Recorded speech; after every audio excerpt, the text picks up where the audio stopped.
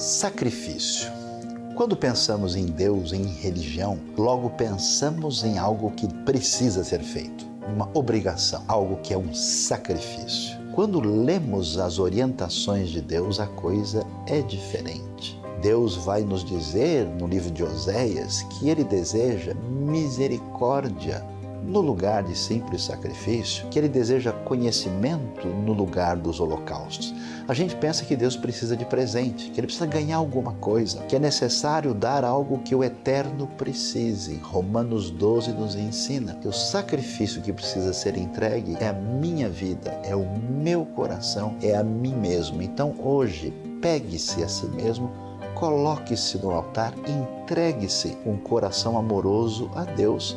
Esse é o verdadeiro sacrifício.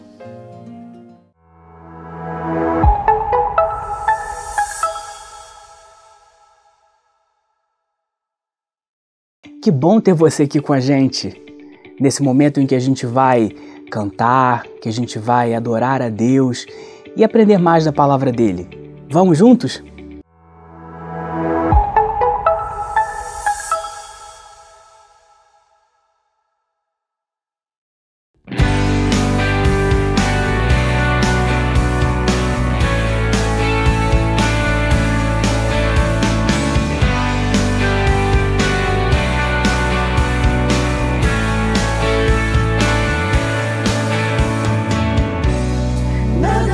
Separar, mesmo se eu me abalar, teu amor não falha.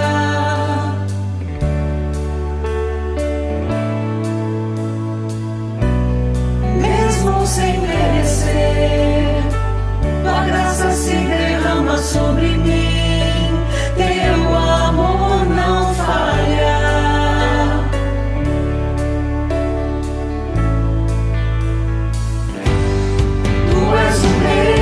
Pra sempre.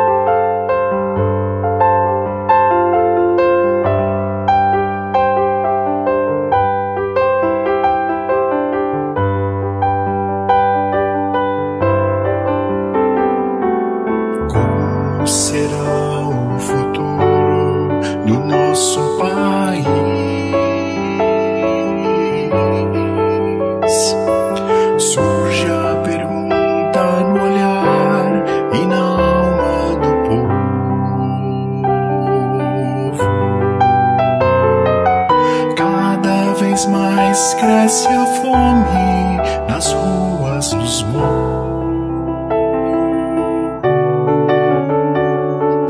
Cada vez menos dinheiro pra sobreviver.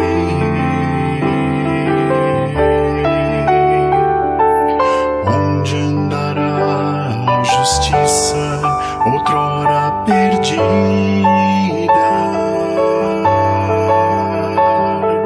Some a resposta na voz e na vez de quem manda.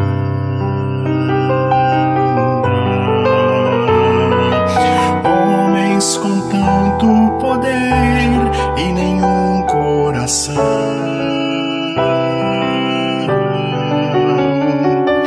Gente que compra e que vende a moral da nação.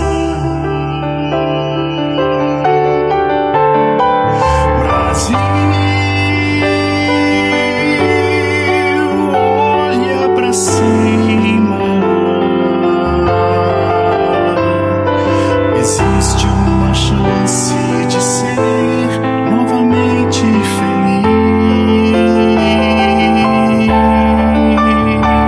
Brasil, há uma esperança. Volta teus olhos pra Deus, justo juiz.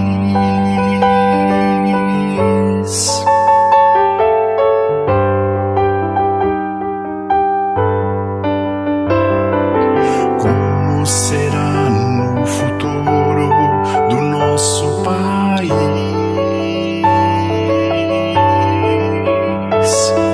Surge a pergunta no olhar e na alma do povo.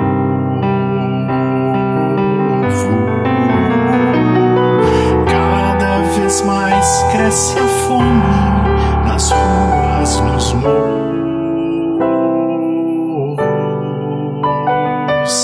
Cada vez menos dinheiro pra sobreviver.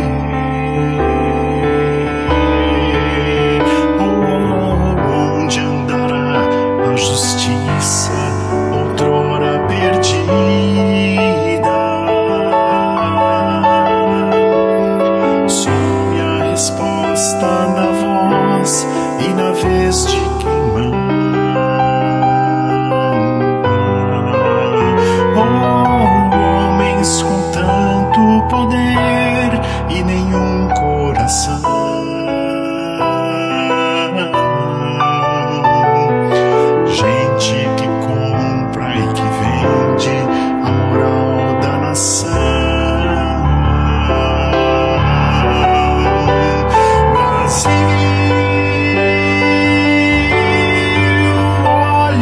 aproxima. Existe uma chance de ser novamente feliz, bem feliz. Brasil, há uma esperança. Oh, volta teus olhos para Deus, justo juiz.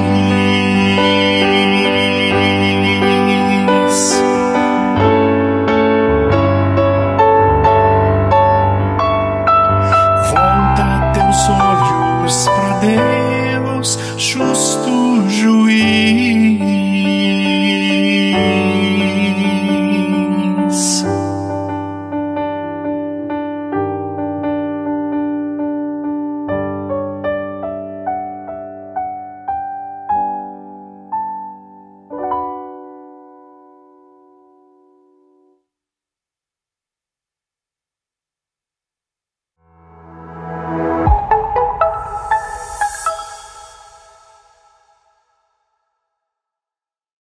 Com bastante alegria, vamos agora ter a oportunidade de estudar um pouco mais da Palavra de Deus. E hoje nossa mensagem será uma mensagem muito especial. Sim, ei, ei, ei, profeta contra o rei. Vamos ver o que a Bíblia nos ensina sobre essa questão da palavra divina trabalhando na vida daqueles que possuem autoridade. O texto de Jeremias, sim, profeta Jeremias, capítulo 36, tem muito a nos falar no dia de hoje. Jeremias 36, verso 1, começa dizendo: no 4º ano do reinado de Jeoaquim, filho de Josias, rei de Judá, o Senhor dirigiu esta palavra a Jeremias: pegue um rolo e escreva nele todas as palavras que lhe falei a respeito de Israel, de Judá e de todas as outras nações, desde que comecei a falar a você durante o reinado de Josias até hoje. Talvez quando o povo de Judá souber de cada uma das desgraças que planejo trazer sobre eles, cada um se converta de sua má conduta e eu perdoe a iniquidade e o pecado deles. Então Jeremias chamou Baruque, filho de Nerias, para que escrevesse no rolo conforme Jeremias ditava todas as palavras que o Senhor lhe havia falado. Depois Jeremias disse a Baruque: estou preso, não posso ir ao templo do Senhor. Por isso, vá ao templo do Senhor no dia do jejum e leia ao povo as palavras do Senhor que eu ditei, as quais você escreveu. Você também as lerá a todo o povo de Judá que vem de suas cidades. Talvez a súplica deles chegue diante do Senhor e cada um se converta de sua má conduta, pois é grande o furor anunciado pelo Senhor contra este povo. E Baruque, filho de Nerias, fez exatamente tudo aquilo que o profeta Jeremias lhe mandou fazer e leu as palavras do Senhor. No 9º mês do 5º ano do reinado de Jeoaquim, filho de Josias, rei de Judá, foi proclamado um jejum perante o Senhor para todo o povo de Jerusalém, para todo o povo que vinha da cidade de Judá para Jerusalém. Baruque leu a todo o povo as palavras de Jeremias escritas no rolo. Ele as leu no templo do Senhor, da sala de Gemarias, filho do secretário Safã. A sala ficou no pátio superior, na porta nova do templo. É impressionante ver o que está acontecendo aqui. O reino de Judá, que existia como reino independente desde a morte de Salomão, passou desde 930 a.C., no seu trajeto histórico até a época quando os babilônios, melhor dizendo, os neobabilônios, chegam na região e dominam não só aquilo que já tinha sido destruído pelos assírios no Reino do Norte, mas também o Reino do Sul. E é interessante olhar para o profeta Jeremias para ver a exatidão da referência bíblica que diz no 4º ano do reinado de Jeoaquim, filho de Josias. Josias tinha sido o último bom rei de Judá, que reinou do ano 640 até o ano 609 a.C. Então Jeoaquim vai se tornar rei no ano 609 e, portanto, nós podemos ver no 4º ano do seu reinado, estamos no ano 605 a.C. Nesse período, que é o período também do profeta Abacuque, Jeremias é o grande profeta chamado por Deus para trazer a palavra divina nesse momento. Nós vimos o que aconteceu aqui, mas vale a pena ir um pouco mais adiante no texto para ver o que acontece com essa palavra de Jeremias, que aliás é escrita aqui num rolo, certamente um rolo de papiro, para trazer aquilo que foi definido pela decisão divina com respeito ao futuro de Judá. A Bíblia então nos diz o seguinte, lendo agora a partir do verso 20. Então deixaram o rolo na sala de Elisama, o secretário, foram ao pátio do palácio real e relataram tudo ao rei. O rei mandou Jeudi pegar o rolo e Jeudi o trouxe da sala de Elisama, o secretário, e o leu ao rei e a todos os líderes que estavam a seu serviço. Isso aconteceu no 9º mês. O rei estava sentado em seus aposentos de inverno, perto de um braseiro aceso.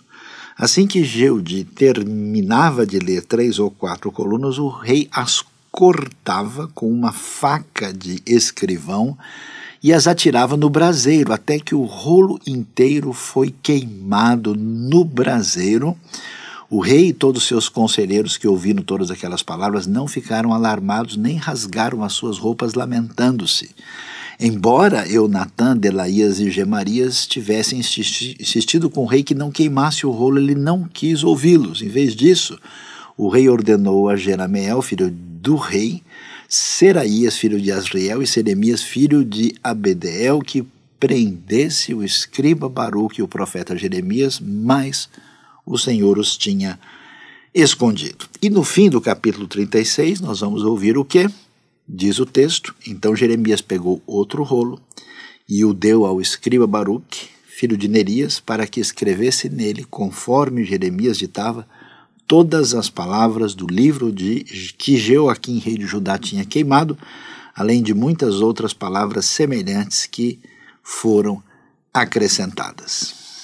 Essa história bíblica é de chamar a atenção. Por quê?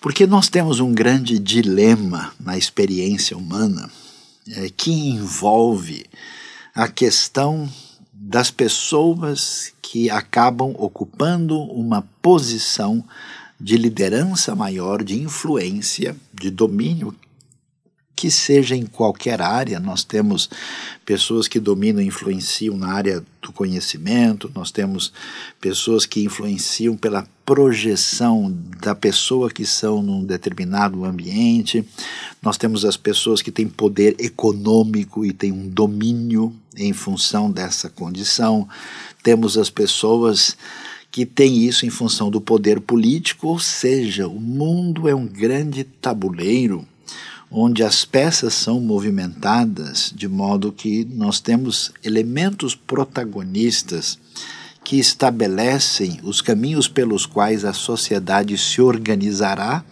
a partir dos seus sonhos, das suas lutas, das suas dificuldades, da sua sobrevivência e do seu bem-estar. É interessante olhar aqui a proposta bíblica a esse respeito, porque a Bíblia nos diz que uma das funções essenciais entregues ao ser humano foi exatamente de agir de uma maneira a definir um modo de organização do mundo, né, de maneira a submeter essa organização aos parâmetros divinos. Esse é o sentido desde o começo, quando Deus diz que o ser humano deveria dominar sobre a criação, como se fosse, né, um grande responsável aí em parceria com a vontade do Deus eterno para que o mundo estivesse devidamente submetido à vontade divina. Mas esse projeto acaba se tornando problemático, de modo que os seres humanos buscam um caminho de autonomia,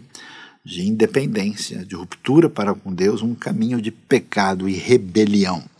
E isso traz um caos dentro da organização da sociedade. Então nós temos uma história humana marcada por guerra, por tirania, por escravidão, por todo tipo de sofrimento e ruptura e oposição entre as pessoas e por uma série de desmandos da parte das pessoas que acumulam algum nível de poder. E é interessante que a gente vai ver como esse caminho se perverte na própria história bíblica. É curioso a gente ver que esse mundo antigo ele é povoado, né, de grandes poderios, reis e pessoas de domínio global dentro da região que se definem como reis divinos e que fazem as exigências mais absurdas e atuam de modo a trazer um malefício intenso para a população de modo geral. E é interessante como nós vemos Deus agir na história de Israel para dar início a um projeto, digamos assim, de uma humanização da sociedade, um caminho da valorização da essência do ser humano e um caminho de esvaziamento de poder daqueles que se julgavam muito donos do mundo e até mesmo da verdade. Interessante você observar assim a leitura do livro como Salmos, quando você vê que a figura daquele que se opõe a Deus é predominantemente o arrogante, é exatamente essa pessoa que se coloca na posição de orgulhoso e que se define a si mesmo como referência de tudo que existe à sua volta.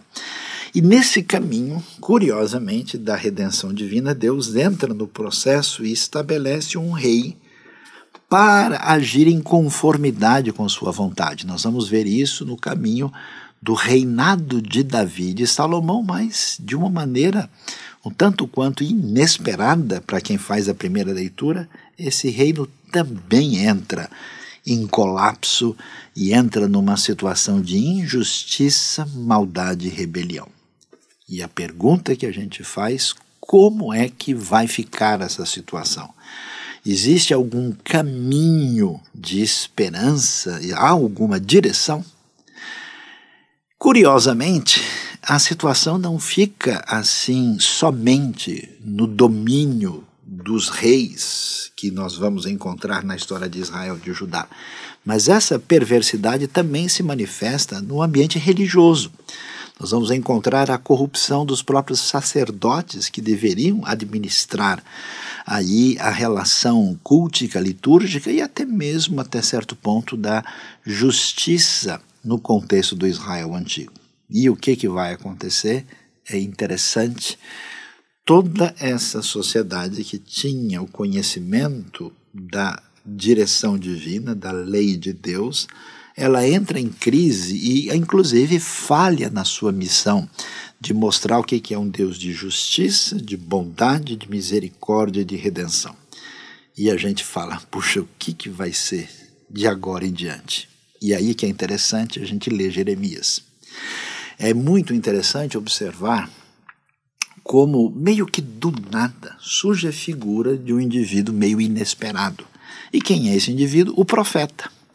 É muito interessante ver que quando você vê direitinho a história do Israel antigo, você não tem assim na liturgia do tabernáculo e até mesmo no templo oficializado a figura de um profeta que vai trazer alguma participação oficial. Há indícios posteriores de que você tem um profeta cultico, mas quem realmente administra o caminho ali é exatamente a figura do sacerdote.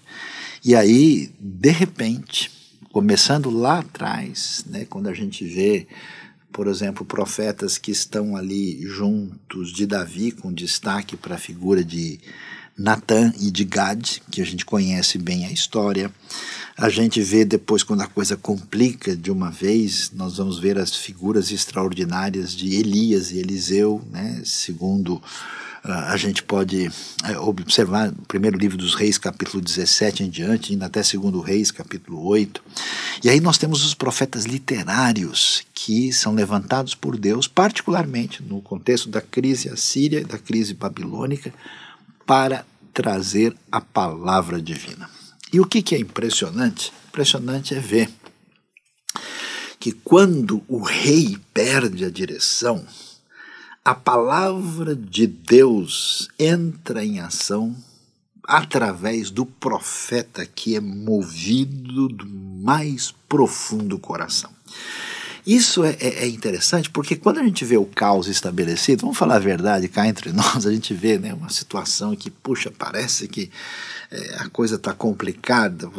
As pessoas conversam comigo e falam, olha, eu estou num ambiente econômico e a gente vê cada coisa que a gente não acredita, a gente vê perversidade presente em várias esferas da sociedade, quando algum nível de poder deveria ser encaminhado para beneficiar e servir as pessoas, e isso não acontece. Então você tem essa dinâmica de um mundo corrompido e perverso, e é muito interessante ver como é que o texto bíblico mostra a confrontação dessas coisas por meio de figuras como Jeremias. E aí o que merece destaque aqui? Em primeiro lugar, é ver a sabedoria bíblica que sempre mostrou que desde que Deus é o Senhor de verdade, ninguém pode ser Senhor como Ele. De modo que enquanto no mundo antigo os reis são o próprio paradigma da lei, na Bíblia é diferente. Existia uma lei à parte do rei, que não era decidida pela vontade dele. Ele era obrigado a se submeter a isso. É muito interessante ler Deuteronômio 17 e ver quantas restrições e definições nós tínhamos para a figura do rei, para mostrar para a gente o que é uma organização social e política antiga com mínimo de civilidade, limitando o poder do grande soberano. Além disso, nós vamos também observar que o rei tinha funções peculiares que tinham a ver com a própria história do Israel antigo. Aliás, Israel tinha sua história a partir de uma administração de justiça e misericórdia da parte de Deus quando os libertou do Egito. Por isso é muito interessante, por exemplo, ler o Salmo 72, que é um salmo ligado à pessoa de Salomão, quando lá você observa que o rei deveria especialmente reinar em função dos mais necessitados, menos privilegiados, aqueles que estavam debaixo de terrível opressão. Então, quer dizer, existe um vislumbre extraordinário de uma administração de justiça ligada à misericórdia, fundamentados no próprio caráter de Deus e na sua intervenção na história.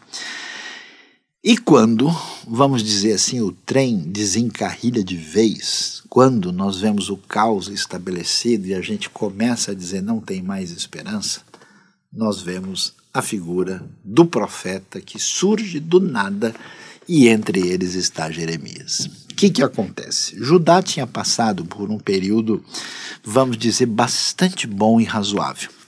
Nós tínhamos tido um momento difícil na época da invasão dos assírios, que foi no ambiente mais específico do reinado do rei Ezequias, e isso termina lá em 686 a.C.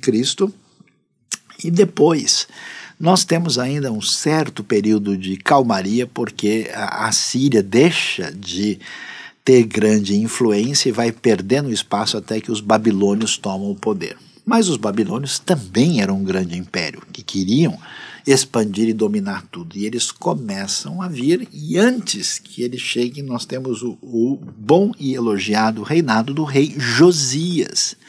O rei Josias, que inclusive fez uma reforma especial de retorno à palavra de Deus, de levar o povo ao arrependimento, a uma vida sintonizada com os valores da fé no Deus único, e isso acontece por volta do ano 620 a.C., aí no meio, um pouquinho mais adiante do meio do seu reinado.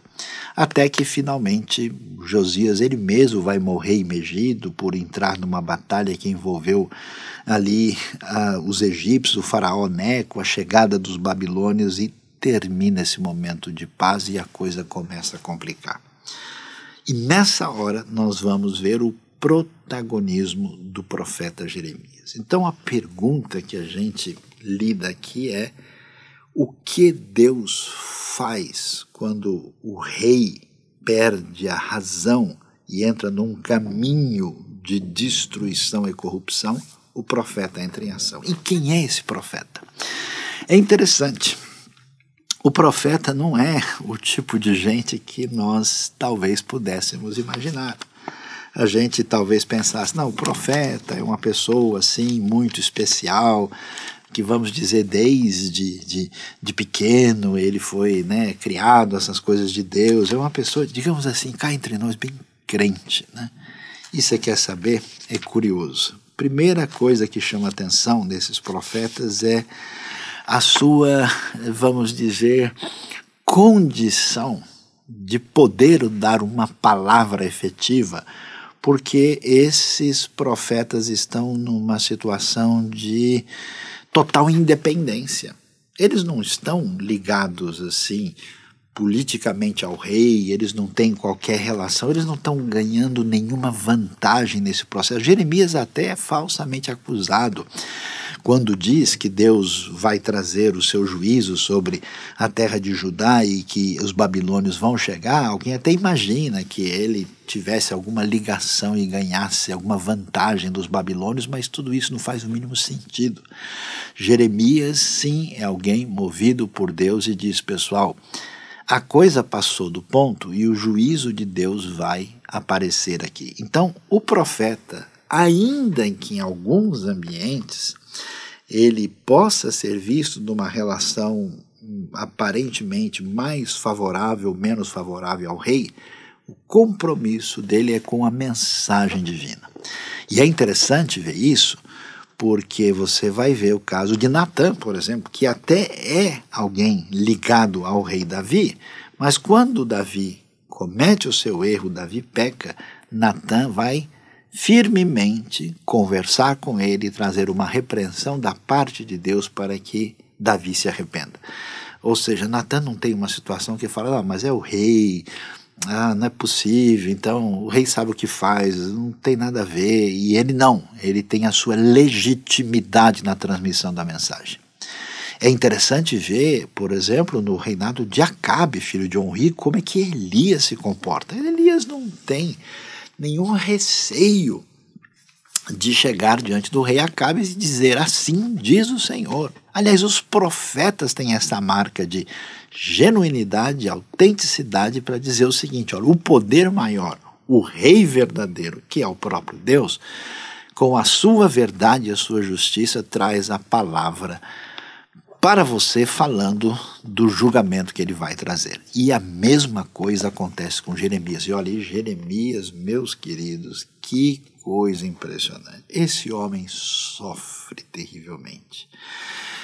Esse homem é preso, ele é jogado no buraco ali numa espécie de masmorra. Ele, até nós temos aqui no capítulo 36, como ele está preso e ele manda lá o seu assessor, que é o Baruque, escrever as palavras de Deus no rolo, num papiro que vai marcar parte do conteúdo que aparece até hoje preservado no próprio livro de Jeremias, e ele tem uma coragem e um nível de dor e sofrimento nesse processo que é algo absolutamente impressionante.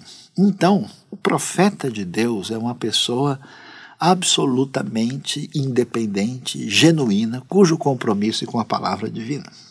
Segundo, esses profetas são convidados a um nível, não sei se a gente até consegue dizer isso com tranquilidade, um nível de sofrimento inimaginável. Por exemplo, quando você lê Jeremias capítulo 20 e a gente observa como é que Jeremias fala com Deus sobre a sua situação, ele diz no verso 7, Senhor, tu me enganaste e eu fui enganado. Tu foste mais forte do que eu e prevaleceste. Sou ridicularizado o dia inteiro, todos zombam de mim. Sempre que falo é para gritar que há violência e destruição. Por isso a palavra do Senhor trouxe-me insulto e censura o tempo todo. Mas se eu digo, não o mencionarei, nem mais falarei em seu nome, é como se um fogo ardesse em meu coração, um fogo dentro de mim. Estou exausto tentando contê-lo, já não posso mais.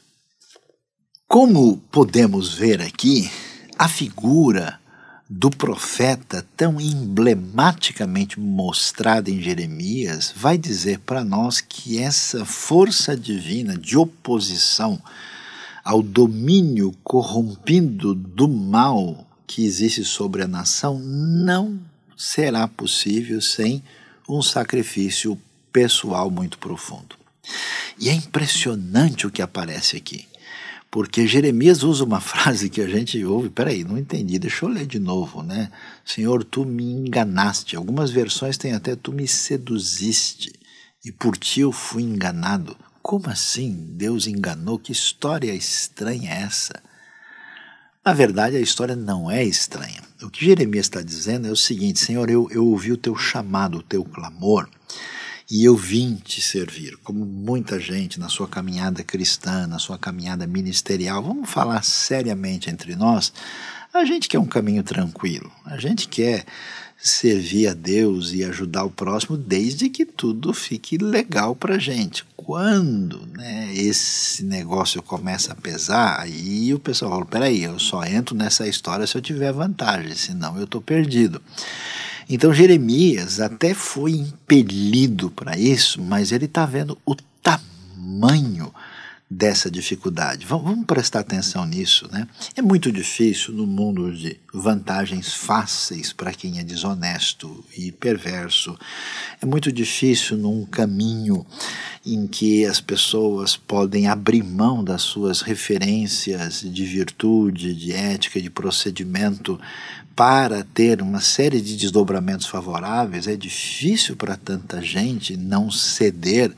E quando você, como faz Jeremias, se associa com Deus e começa a pagar um preço tão pesado assim, e ele vê toda a barbaridade que se definiu dentro da sociedade de Judá, Jeremias tem vontade de sair fora. Senhor Deus, o Senhor me chamou, mas olha o tamanho do negócio. É nesse sentido que tu me enganaste, aparece aqui. E ele diz, eu queria sair fora disso. Ele diz, né, claramente, né, que é curioso isso. Olha a marca tão interessante dos profetas chamados por Deus. Nenhum deles quer ouvir esse chamado. É tão interessante, aliás, no próprio começo de Jeremias a gente vai ver isso, quando Deus o chama e ele, né, vai aí ser, vamos assim dizer, mobilizado para servir a Deus, ele vai, né, claramente dizer, né, no verso 6 do capítulo 1, mas eu disse, soberano Senhor, eu não sei falar, pois ainda sou muito jovem. Ninguém com bom senso atende a palavra divina de servi-lo em conformidade com o desejo do Senhor. Eu estava me lembrando do profeta Amós, né, que vai discutir, conversa forte lá com o ambiente corrupto da época do Jeroboão, segundo, um pouco antes da época de Jeremias, e ele está lá discutindo com Amazias, e ele vai dizer, olha, eu não sou profeta, e nem sou discípulo de profeta, foi Deus que me tirou de cuidar dos rebanhos e cuidar dos figos silvestres, e por isso eu estou aqui. Então é interessante ver isso, que o peso é tão grande que o Jeremias, no capítulo 20 do seu livro, ele vai lamentar e vai chorar e diz, Deus, eu queria sair fora, mas eu não consigo, tem um fogo dentro de mim. Então observe que apesar de sempre haver esse caminho de desmando, de decadência, de corrupção, de, em vez de usar as oportunidades para servir e para construir aquilo que tem sintonia com o reino de Deus, esse descaminho sempre se apresenta. E a pergunta aí, Deus perde? Deus é derrotado? O reino de Deus, por acaso, fracassa? Não. Por quê? Por causa dos profetas.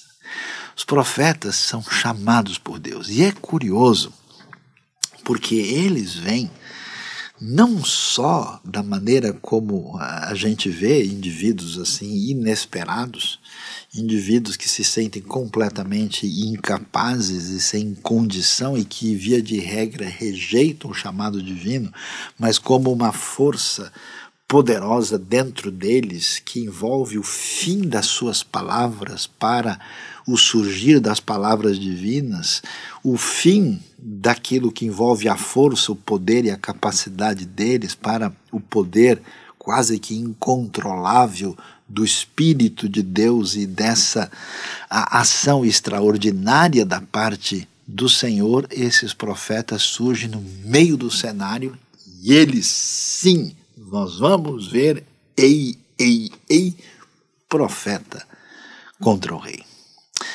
E é interessante a gente observar mais um elemento significativo nessa atitude que nós vemos nos profetas, que a gente vai ver também na própria figura de João Batista, quando repreende Herodes, Antipas. É a mesma coisa que Jesus aparece diante daqueles que se julgavam poderosos do seu tempo, na sua palavra absolutamente sintonizada com a direção divina. Que outro elemento extraordinário merece atenção quando a gente olha para a vida desses profetas? É que esses indivíduos são basicamente percebidos como pessoas que não batem bem da cabeça. Parece que eles estão meio fora de sintonia com a realidade. E esse fator é interessante. Sabe por quê? Porque muita gente que ainda imagina que o reino de Deus é construído pelo nosso poder, a nossa força, a nossa capacidade de definir a realidade. Eu tenho visto tanta gente especial, preciosa, com capacidade, com dons, com recursos, analisando o mundo em 90% do seu tempo e trazendo pretensas soluções abstratas e hipotéticas da realidade e incapaz de mover um dedo para fazer alguma coisa em benefício do bem e do reino de Deus. E eu vejo uma série de pessoas na minha própria experiência histórica que a gente vê e diz, mas como é que o sujeito vai fazer um negócio desse? Mas é lógico que esse cara não tem condições. Olha, aquela mulher ali foi fazer isso, ela é completamente doida. Eu, até mesmo na minha experiência, já vi casos que eu falei, não, esse pessoal vai dar ruim aqui. Não tem como pela nossa cabeça.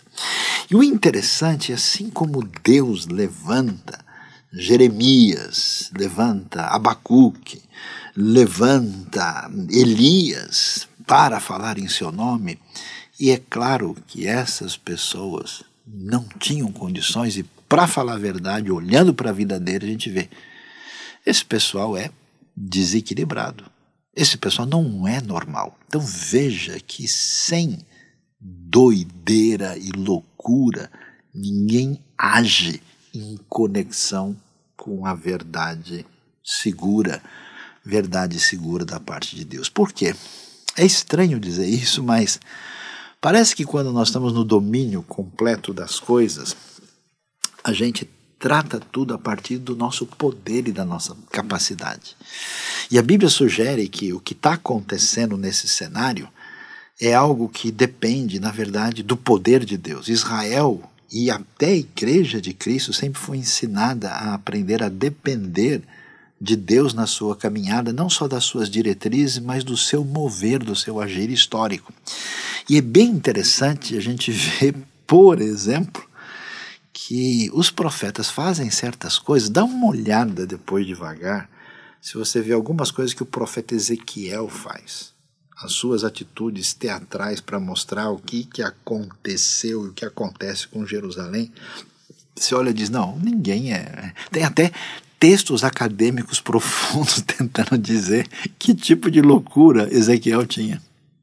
Dá uma olhada em Elias. Você já imaginou um indivíduo que depois de orar e descer fogo do céu, não passou nem muito tempo, o homem chega e diz para Deus: Deus, Senhor, tira a minha vida, eu não sou melhor do que os meus pais. Dá uma olhada para o próprio Jeremias no capítulo 20, eu nem leio tudo para a gente não ficar tão assustado assim. O Jeremias diz: olha, maldito o dia que eu nasci. Você percebe a convulsão interna diante do desafio, do compromisso com a verdade e da maldade no mundo, diante da fragilidade interna humana? Isso é literalmente uma grande loucura, mas uma santa loucura. Eu sempre gosto de ler assim, né? Quando eu acho que as coisas não estão muito legais, eu dou uma lidinha assim na história do profeta Jonas. Que é aquilo? Jonas, o profeta abençoado, Deus dá ordem, ele sai fora, literalmente o homem vaza. E por acaso Deus diz: e agora eu estou sem profeta, o que eu vou fazer, né? Deus vai lá e usa a própria desobediência e fuga de Jonas como um palco da administração do seu poder, e Jonas, diante dos marinheiros pagãos, vai anunciar o Deus verdadeiro. E Deus o leva para Nínive, sendo um sujeito teimoso, alguém absolutamente deprimido e pedindo para si a morte, porque o que Deus faz na vida dos ninivitas é inaceitável para a cabeça limitada de Jonas. Ou seja, o triunfo poderoso de Deus, apesar de tudo, é algo assim que ressoa na minha cabeça e no meu coração, mostrando sim como profeta contra o rei, o rei dos reis agindo no profeta com toda a sua fragilidade de modo especial. Agora, por que isso é tão valioso e importante? Por que a palavra do profeta é totalmente ameaçadora? Ela é uma santa loucura e ela é a única esperança. Veja que ela é tão terrível que o Joaquim, ele não tem medo de nada. Mas, quando a palavra de Jeremias é escrita, o Baruque vai lá e escreve. Então, o Joaquim, apavorado, você viu o detalhe do texto? Ele sai cortando cada pedaço e faz questão de queimar aquilo que é a palavra divina. A palavra divina, ela nunca vai ser uma palavra que deixa a gente sossegado. Ela tira a nossa terrível e inadequada estabilidade. Ela nos provoca com a justiça e com a misericórdia impressionante da parte de Deus, e a nossa atitude, a atitude do mundo desconectado com Deus, sempre vai ser: precisamos queimar o rolo, precisamos dar fins a essa palavra, precisamos acabar com isso. O pessoal pode tentar. O mundo, a igreja, as pessoas, os religiosos, não religiosos, podem fazer o que quiserem para estabelecer o seu domínio contra a palavra divina. Mas, atenção, é tão legal o final do capítulo 36, Jeremias diz, vamos escrever tudo de novo, e foi escrito um outro rolo. A palavra de Deus é preservada. Joaquim vai terminar o seu reino. Os babilônios vão de fato chegar. A injustiça vai ter sua ação de juízo da parte de Deus. Judá vai cair, Jerusalém vai cair, aquele mundo de corrupção religiosa e corrupção política e de governo vai ter fim, e nós vamos ver o triunfo da ação de Deus, que irá trazer julgamento, restauração e caminhar no seu plano de redenção na história de Israel, se desdobrando também depois para todo o mundo. Agora, por que isso é extremamente tão valioso? Preste atenção naquilo que a gente vai apresentar para todos nós nesse dia especial. É muito complicado quando uma pessoa cresce na vida e chega a algum nível de influência e de poder, qualquer que seja ela. Pode ser econômica, pode ser política, pode ser pessoal. A gente observa, hoje nós temos o mundo dos influencers, nós temos o mundo das celebridades, nós temos o mundo dos poderosos, dos novos ricos, dos velhos ricos, dos que detêm poder político. E você sabe, na minha vida eu tive a oportunidade de conversar com algumas dessas pessoas. É uma coisa tão pesada sentir em alguns deles uma espécie de vazio e de fragilidade pessoal. Por quê? Porque uma vez que uma pessoa se torne algum nível de acúmulo de poder, essa pessoa dificilmente consegue ter relacionamento pessoal adequado com alguém. Ela cresce em isolamento, ela cresce em solidão.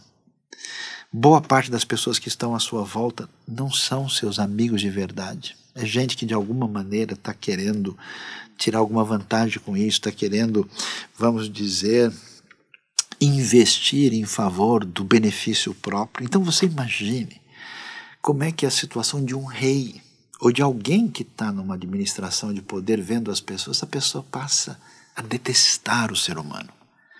Ela passa a ter uma atitude assim de descrença total, vendo como grande parte das pessoas não tem nenhuma atitude genuína. As suas palavras serão escolhidas, serão palavras falsas, serão palavras representadas, serão teatralização. Elas não correspondem à verdade. Ou seja, há um vazio na manipulação e no desejo do poder quando as pessoas se vendem. A genuinidade, a verdade, o ser humano real desaparece nesse processo. É tão impressionante ver quem nos salvará desse nível tão terrível de teatralização por causa do poder, do domínio que sucumbe diante do chamado à corrupção. A única esperança para o rei é o profeta. Rei, profeta contra o rei. Porque profeta é esse cara louco, é o Jeremias da vida. Esse cara que foi invadido pela palavra de Deus, que teve a experiência poderosa no deserto como João Batista, gente que foi atravessado pela torrente do Eterno que invadiu o seu coração e revelou quem Deus é, e revelou o poder e a verdade e a justiça de Deus na história, e ele sucumbiu diante do poder real do Eterno e foi atingido no fundo do coração. E agora a sua palavra é palavra de verdade, genuinidade em ação. Você imagina o coração de um rei, de um poderoso acostumado a ver tanta mentira, tanta teatralidade, tanta tentativa de desempenhar um papel para ter vantagem, vendo um João Batista, um Jeremias, um Abacuque falando a verdade plena, com total transparência. Ah, que sede de ver um ser humano de verdade diante de mim, e um ser humano que evoca de fato o que é ser imagem e semelhança de Deus, e falar de acordo com o único que tem realmente poder, o único que de fato é o grande rei. Esse profeta, essa palavra santa, louca, desvairada e poderosa, é o caminho da salvação. Por isso eu quero convidar você a uma busca de genuinidade na sua vida, a uma busca de ser despertado da possível ilusão de poder. Eu não sei quanto poder, recurso e condição de fazer diferença Deus colocou na sua vida. Meu desejo hoje é que você seja invadido pela santa loucura dos profetas. Uma santa loucura que vem direto do trono do único que é rei. Quando Deus mexe com você e você está em sintonia com o rolo que é escrito, o rolo que pode ser queimado, mas ele sobreviverá. A gente pode estar diante das pessoas, dos indivíduos mais poderosos do mundo e ter a plena conexão com com absoluta da verdade, da justiça e da misericórdia e anunciar aquilo que é cura de Deus para todas as pessoas. Compromisso com a palavra divina, compromisso com o papel que Deus deu na sua vida, no seu coração, na sua história, compromisso com a celebração daquele sim que é o rei, daquele que levanta o profeta para quando houver qualquer desmando, ei, profeta contra o rei. Que Deus nos abençoe. Amém.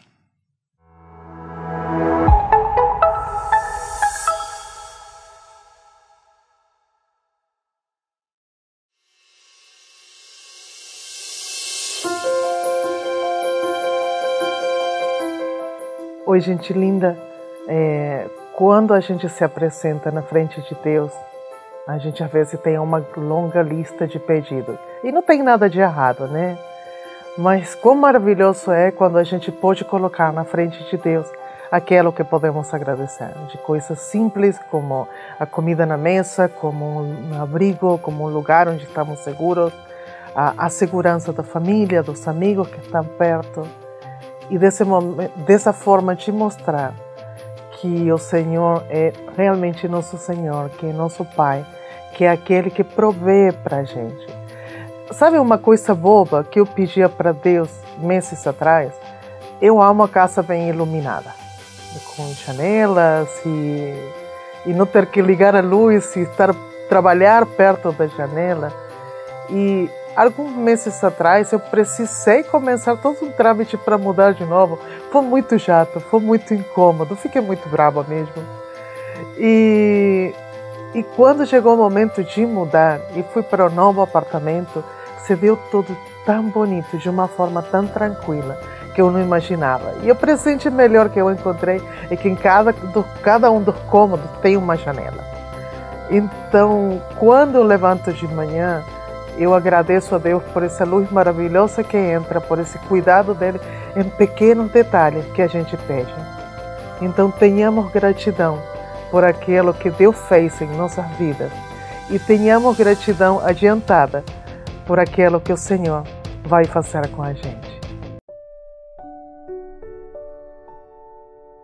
A IBNU tem participado de vários projetos humanitários, de evangelização, de apoio na área de educação em vários lugares do Brasil, em alguns países vizinhos nossos aqui e também em outros continentes. Nós temos projetos de apoio humanitário aqui na cidade de São Paulo, como o Projeto UNA e outros projetos que têm abençoado famílias que têm passado necessidade nesse período pós-pandêmico que nós estamos vivendo.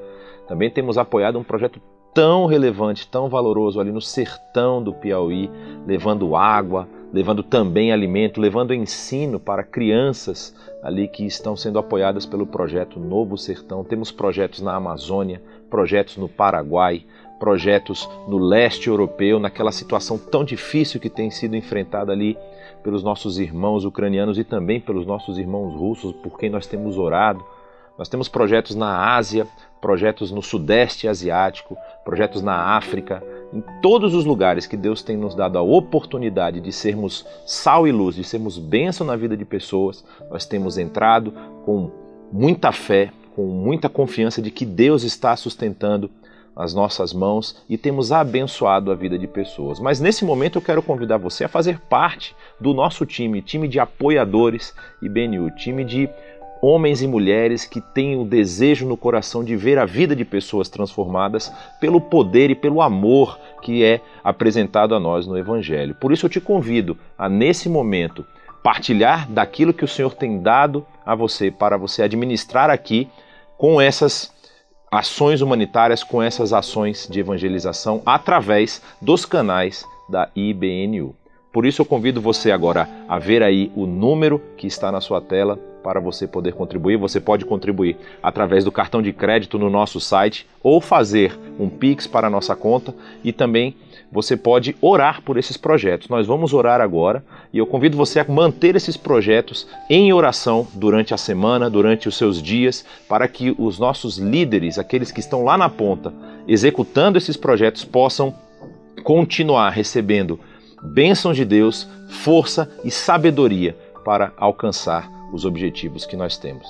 Vamos orar? Pai, nós te agradecemos por esse dia, te agradecemos por esses irmãos e irmãs que têm se dedicado à transformação de vidas, que têm colocado isso como alvo das suas vidas, estar lá no campo, estar lá atuando nessas comunidades, nessas regiões que tem tanta necessidade de apoio material, de apoio espiritual, também necessidade de apoio psicológico, emocional, para que essas pessoas possam continuar recebendo de Ti, Senhor, forças, ânimo, sabedoria, inteligência em como agir em todas as situações que elas enfrentam. E também, ó Pai, nós queremos Te agradecer, porque a Tua mão tem sustentado esses projetos através de irmãos e irmãs, homens e mulheres que têm dedicado parte daqueles recursos que eles têm recebido para a expansão do reino, para que esse amor que nós recebemos também chegue a outras pessoas, Senhor. Então, por isso, nesse momento, eu te peço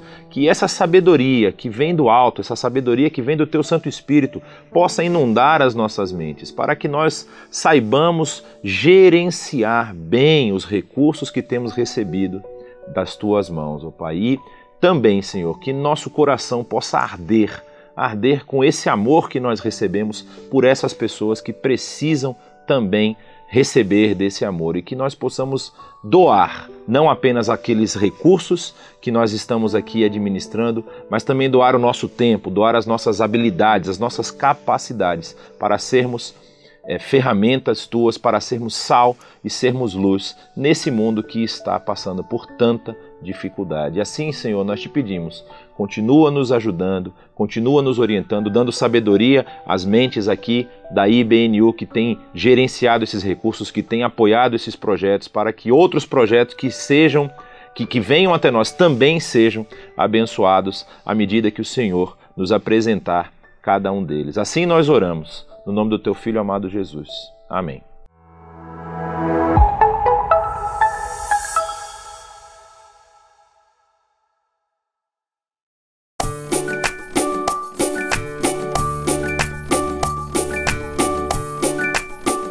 Ai, muito bom falar com você, minha irmã. Eu tava morrendo de saudade. Ai, um beijo grande, um beijo nas crianças e até a próxima. Oi, turminha, tudo bem? Ai, desculpa, eu tava aqui numa ligação com a minha irmã.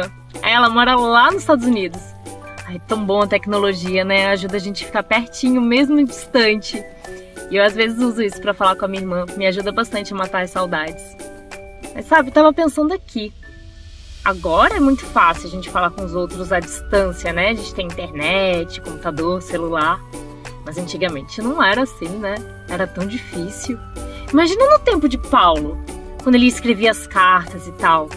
Nossa, ele tinha que escrever, pensar exatamente o que ele ia escrever, porque aquela carta, além de ter que escrever à mão, ia demorar meses e meses, ia passar de mão em mão, e até chegar no destino, tinha o perigo de alguém roubar as coisas, perder a carta.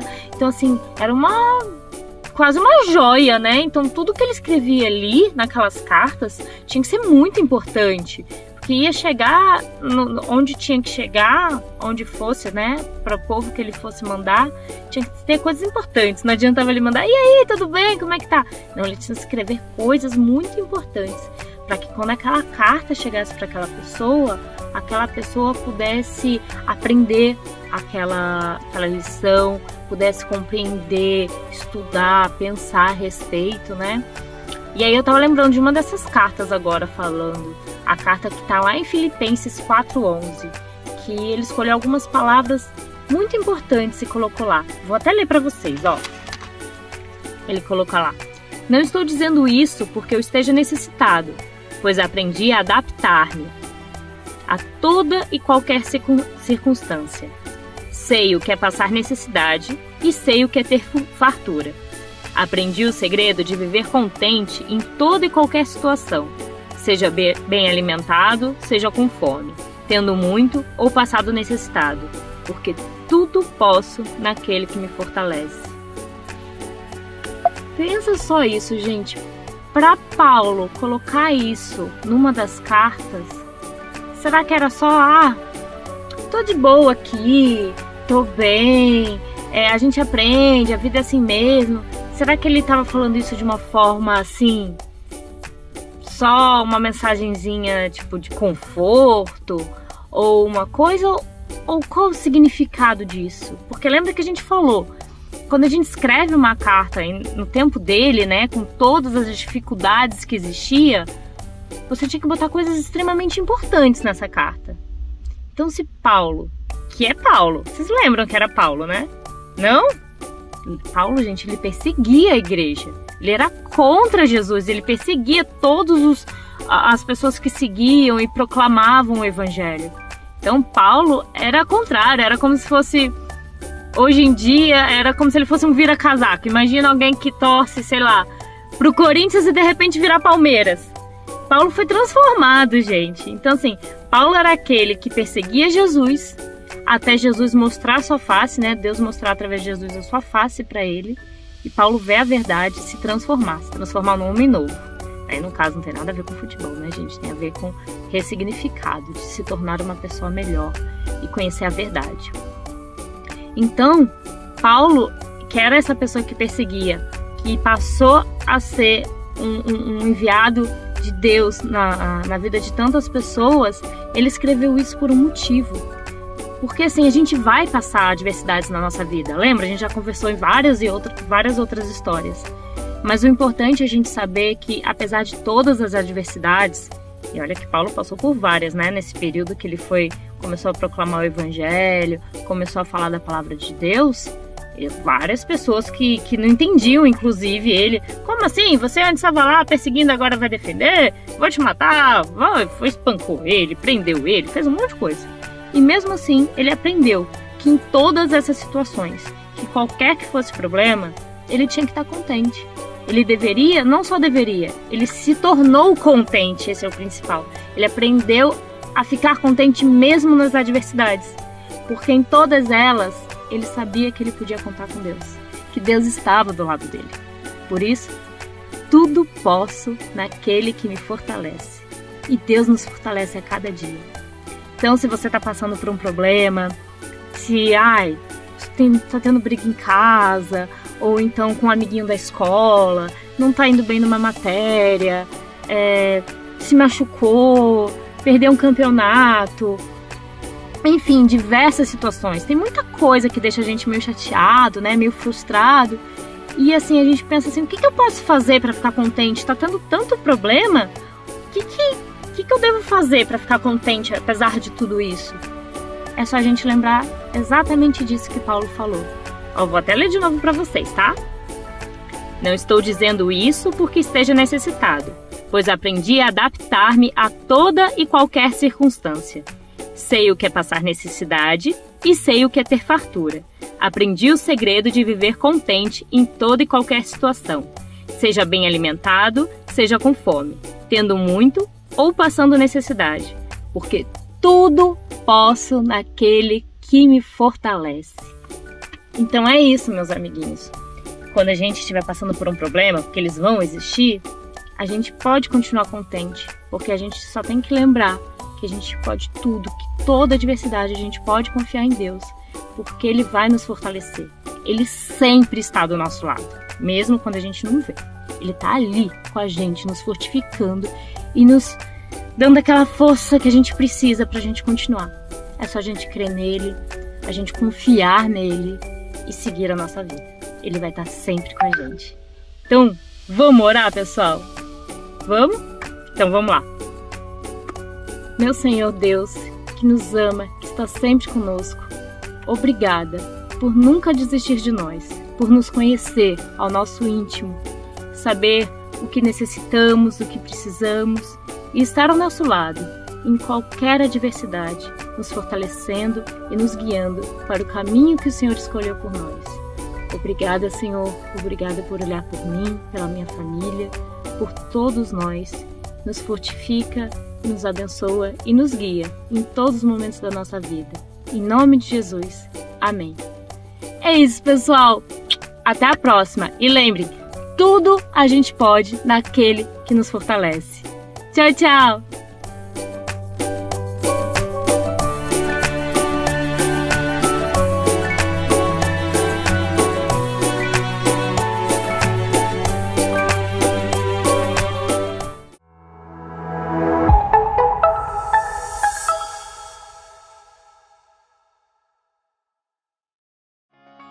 Você sabe que aqui na IBNU nós temos um apreço muito especial pelo ensino da Bíblia. É uma responsabilidade muito grande, mas também é uma alegria muito grande poder compartilhar e aprofundar na palavra.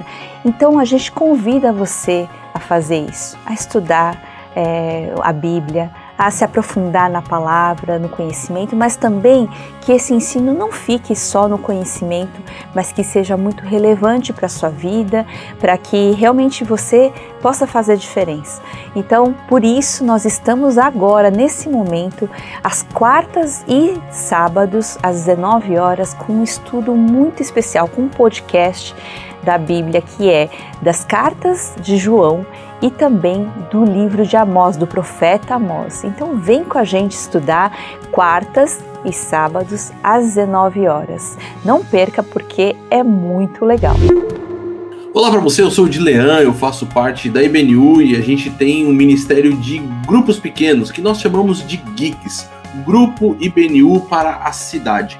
Nós temos geeks que funcionam presenciais, outros que funcionam online e tem alguns que funcionam até de forma híbrida, com pessoas se reunindo na casa e também enviando o link para que pessoas que não estão próximas possam participar. Por isso você não tem desculpa, você é nosso convidado a fazer parte de um dos geeks. E como você faz para participar desses geeks? Você vai entrar em contato comigo pela conexão.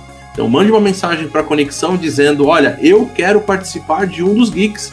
E eu vou conversar com você e a gente vai ver qual é o melhor geek que você se encaixa e você poder participar. Ou até mesmo, quem sabe, se você faz parte da IBNU, começar um novo geek aí na sua casa, aí na sua cidade. E nós temos aqui 2 exemplos de geeks que vão iniciar agora, ainda neste ano, que é o geek do ABC com a Cíntia e o geek Guarulhos com o Fernando. Aliás, o Fernando e a Cíntia têm um comunicado para vocês. E você? Você tem participado de algum geek? Eu convido você a participar, a estar junto com o seu grupo, a compartilhar momentos, a louvar o Senhor, a aprender. E estamos aqui para anunciar que tem mais um geek presencial e agora na região do ABC. Será em Santo André e todo o pessoal está convidado a participar do nosso geek presencial. Venha, vamos juntos adorar o nosso Senhor e aprender mais sobre a palavra de Deus. Olá, tudo bem? Meu nome é Fernando Cabral e a gente está iniciando esse geek, esse grupo IBNU para a Cidade em Guarulhos. Então você é nosso convidado a participar. Nós teremos reuniões presenciais e também de forma híbrida. E teremos alguns estudos, momentos de louvor, de cânticos, e será um momento muito agradável, muito bom de crescimento juntos como irmãos, na nossa comunhão e também no aprendizado da palavra. Venha participar conosco. É isso aí, então. Não tem desculpa, vem participar do Geek você também. Um grande abraço. Um abraço, fica com Deus. E nós queremos agradecer a sua participação na nossa celebração online IBNU, que nesses últimos meses você tem acompanhado, nós temos crescido, temos novos integrantes aqui no nosso canal que já ultrapassou a marca de 87 mil inscritos, e nós convidamos você a ser nosso parceiro divulgador. Você recebe aqui mensagens, você recebe louvor, você recebe avisos a respeito das programações da IBNU e você pode também ser nosso parceiro distribuindo esse conteúdo para as pessoas que você conhece, para você também poder abençoar outras vidas. Então, seja nosso parceiro, divulgue o YouTube. Se você ainda não se inscreveu, se inscreva, ative o sininho para receber as notificações e se inscreva também, acompanhe as nossas outras páginas nas redes sociais, tanto no Instagram como no Facebook, para você acompanhar todas as atividades que a IBNU tem desenvolvido. Deus o abençoe e semana que vem estamos aqui novamente.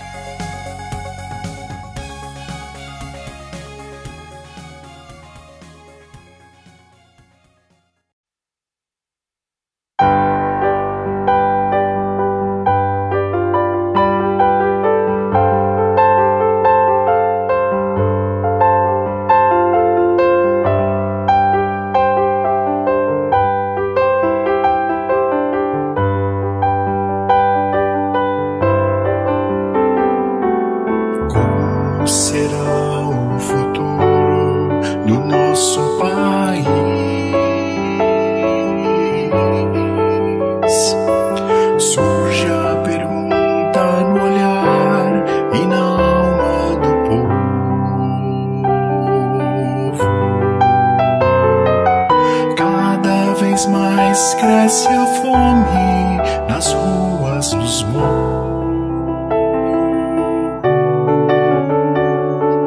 Cada vez menos dinheiro pra sobreviver.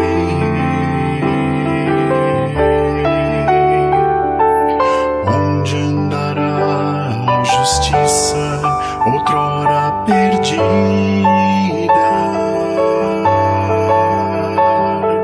Some a resposta na voz e na vez de quem manda.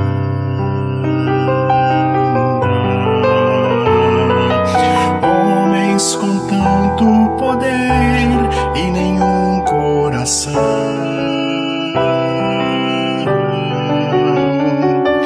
Gente que compra e que vende a moral da nação.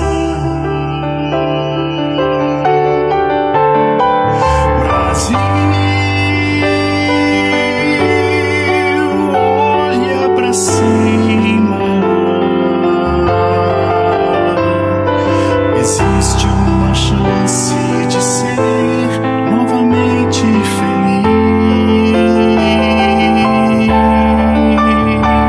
Brasil, há uma esperança. Volta teus olhos pra Deus, justo juiz.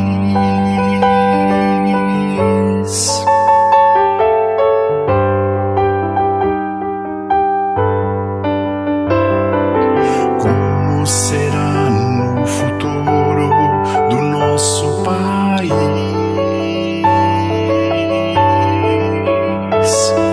Surge a pergunta no olhar e na alma do povo.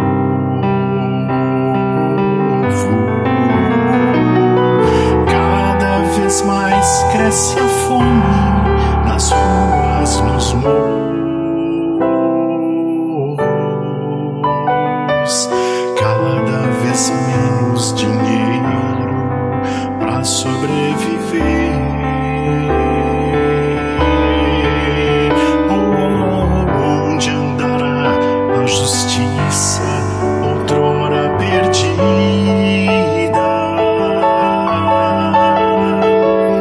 Some a resposta na voz e na vez de quem manda. Homens com tanto poder e nenhum coração.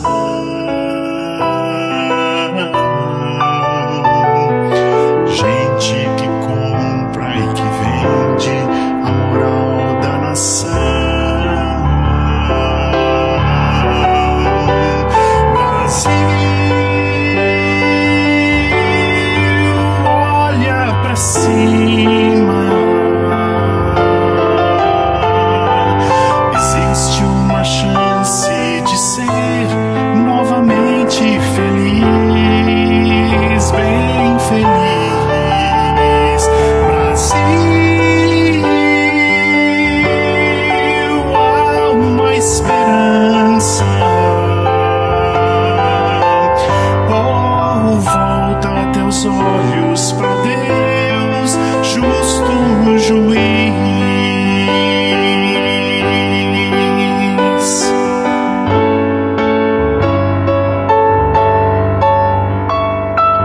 Volta teus olhos pra Deus, justo juiz.